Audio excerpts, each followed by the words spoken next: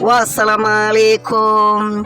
Picha linaanza, tunakutana na mwamba huyu hapa sasa katika mazingira ya matembezi akiwa na rafiki yake, lakini upande mwingine akawa na demu wake, yani katika mazingira ya kutoka out.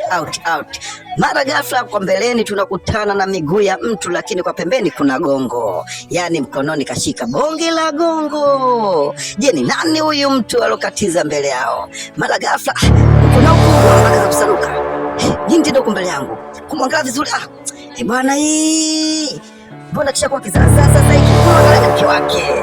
Mwamba kaishiwa pose sasa, hapo inakuaje? Mbona famaniza kwa mtu hili huko na kucheki kule na mazingira huko, na mwanamke anaweza kulalamika. Huyu naye anasema baby, mbona umeniachia mikono ghafla? Mwamba anamkana demu wake mbele ya mke wake.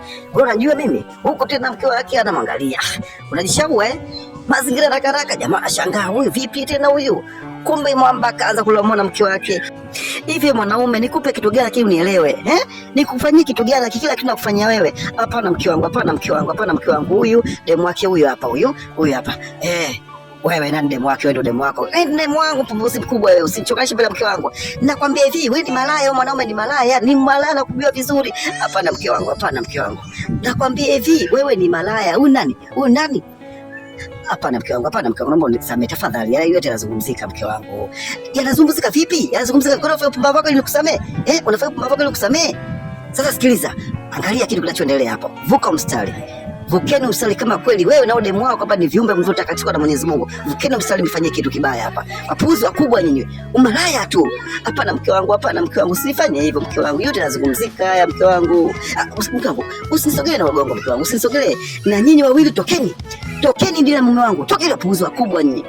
Pumbavu wakubwa nyinyi. Sasa nadili na wewe sasa, mwanaume usiojielewa, usiojitambua.